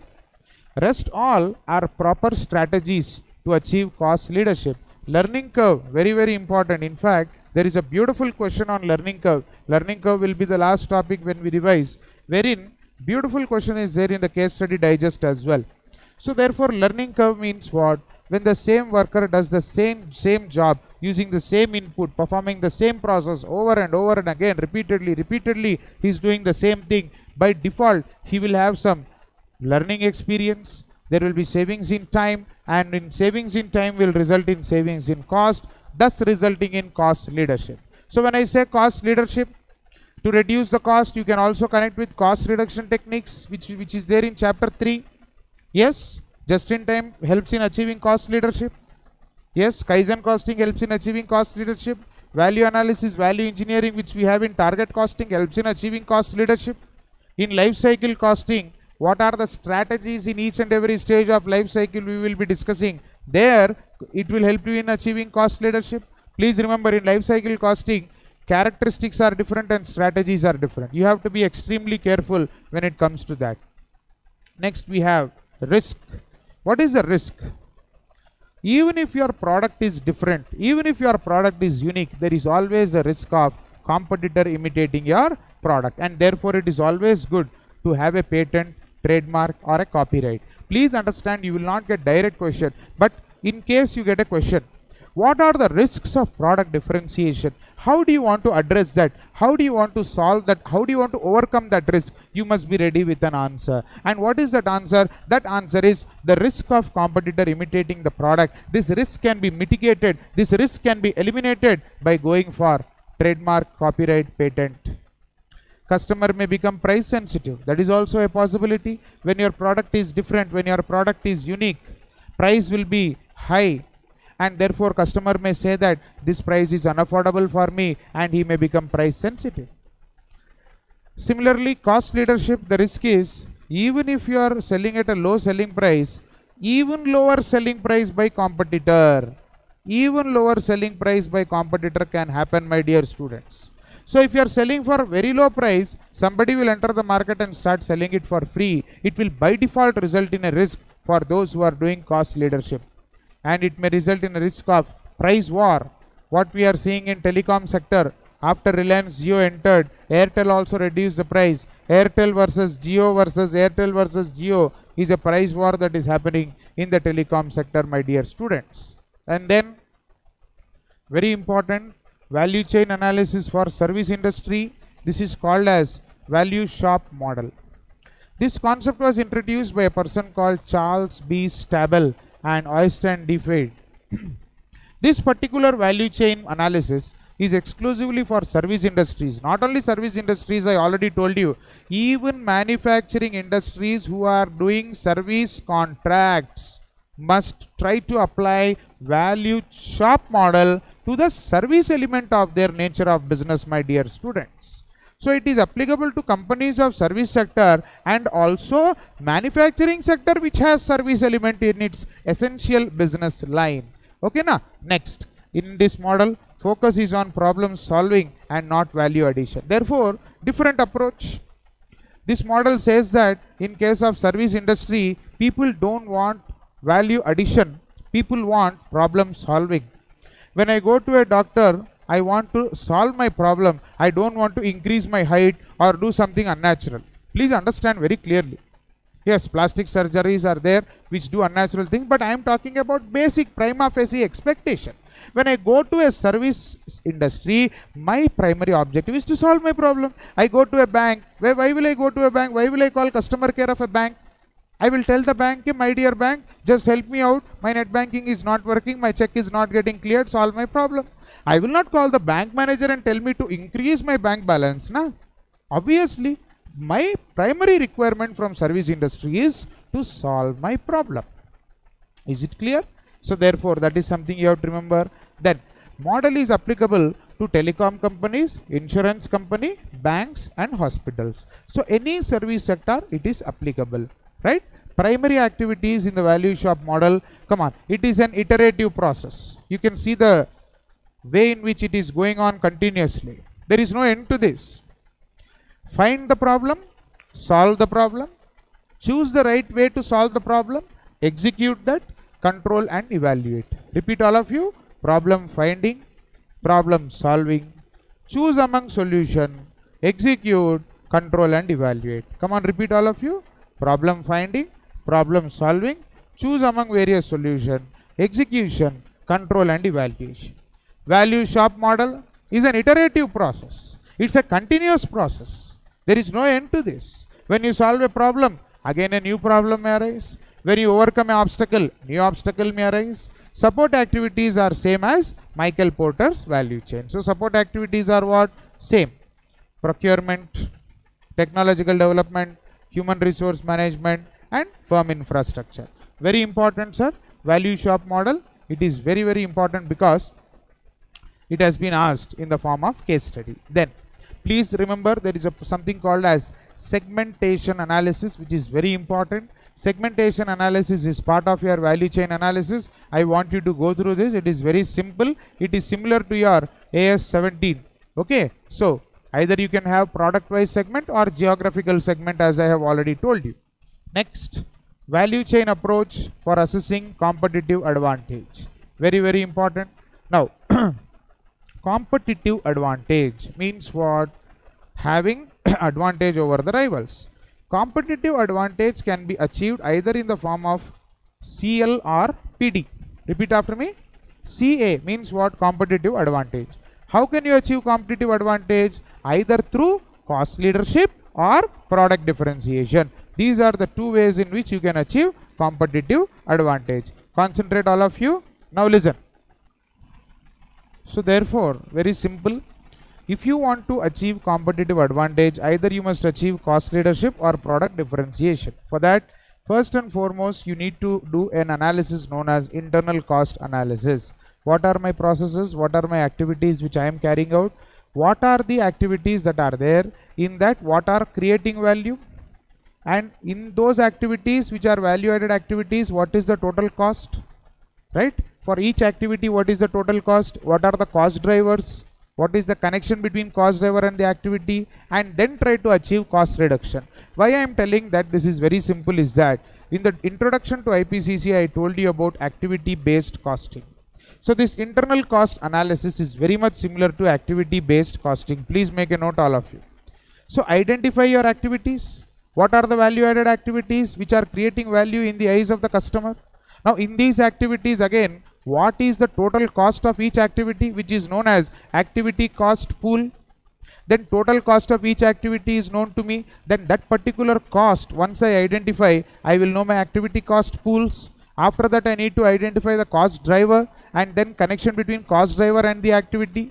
Then controlling the cost driver consumption, reducing the cost driver consumption will help me in achieving cost advantage and cost reduction. That is the concept of internal cost analysis, wherein my concentration and focus is purely on reducing the cost by taking the help of activity based costing. Next, please concentrate. Internal differentiation analysis. Here I am trying to do an internal analysis and identifying what are the various activities which I can do differently from my competitors in order to achieve differentiation advantage. So internal cost analysis helps you in achieving cost leadership and cost advantage, low cost advantage. Internal differentiation analysis helps you in achieving product differentiation, that is nothing but differentiation advantage.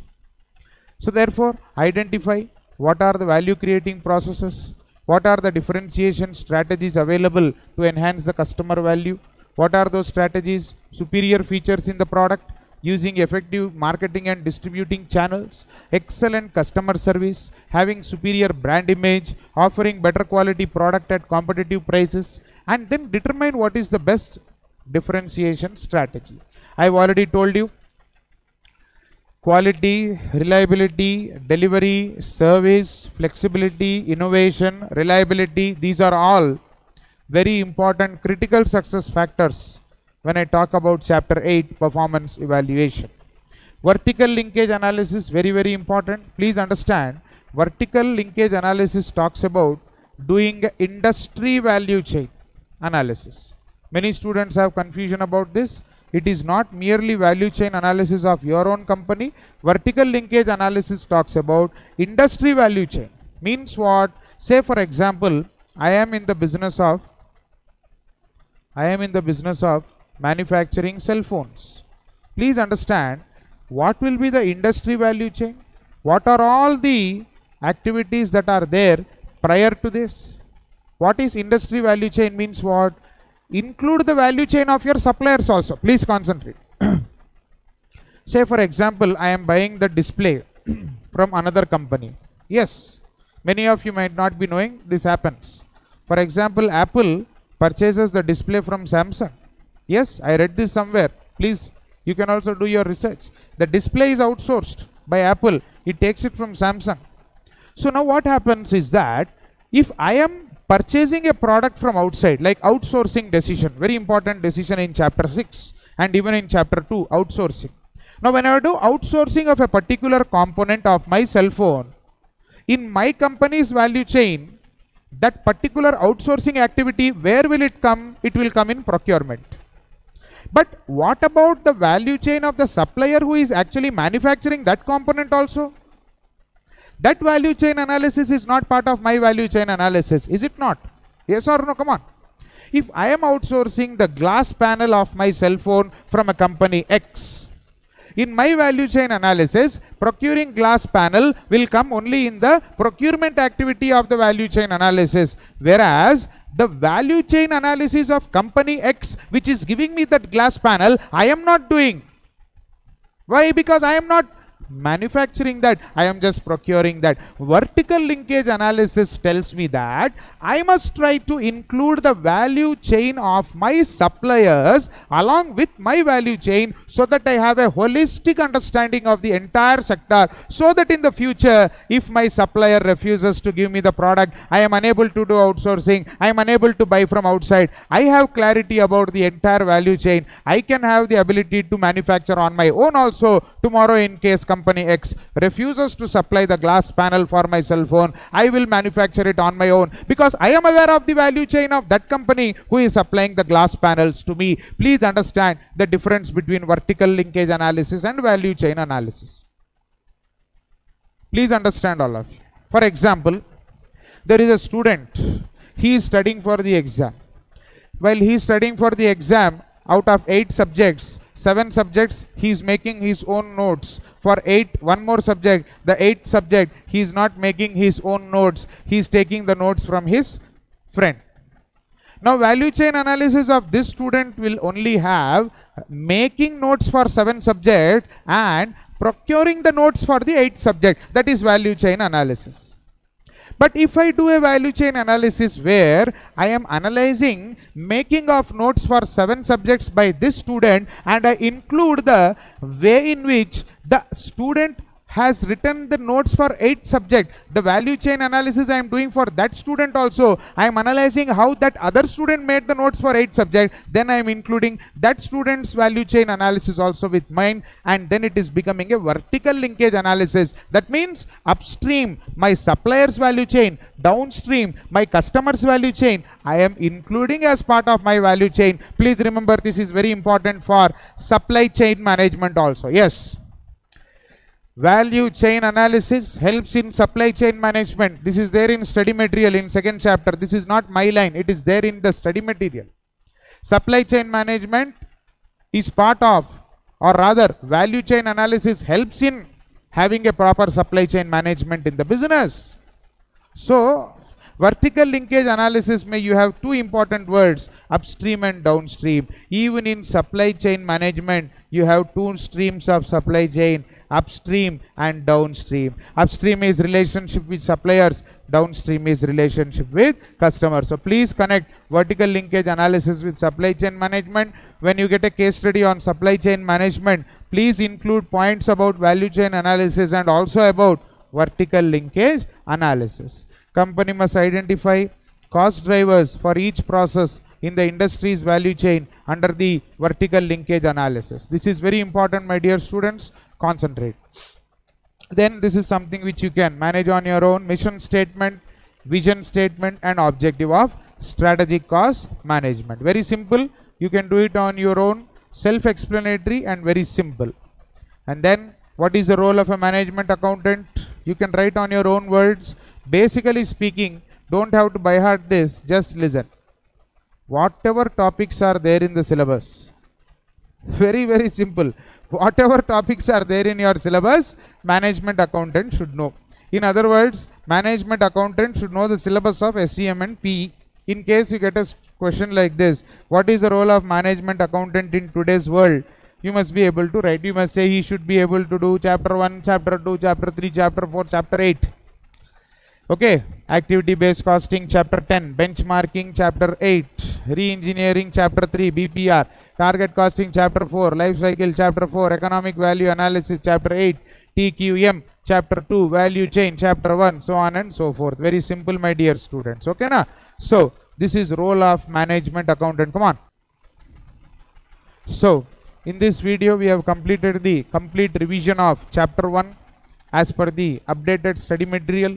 As you observe in chapter 1, there are not many amendments. Okay, so this is the revision of the theoretical part, concepts of chapter 1. In the next video, I will be solving certain illustrations which are very important for this particular chapter. Some I have already solved in the class. I will not repeat that. The new illustrations, whatever I have been added, I will be doing in the next video. And also, case study digest. Questions from chapter 1. Which are part of case study digest. As I told you, case study digest is divided into three parts: case study, case scenario, as well as skill assessment based questions. So in the next video I will be doing these illustrations, and also I think in case study digest there is one new case study added from first chapter which I will be covering. So this is going to be our methodology: one video to revise the entire concepts and interlinking with other concepts. Second video is solving additional questions and case study digest for that chapter. So each chapter will be divided into two videos. One is revision and amendment, and the other one is the solving of the additional questions. I hope it is very clear. PDF also of this chapter has been uploaded. Every chapter the PDF will be uploaded, which is nothing but our class notes along with the amendment, along with the additional questions and solution. Thank you very much. I will see you in the next video where I solve these illustrations and case study digest. So, thank you very much. Study well. Keep smiling. Have a nice day.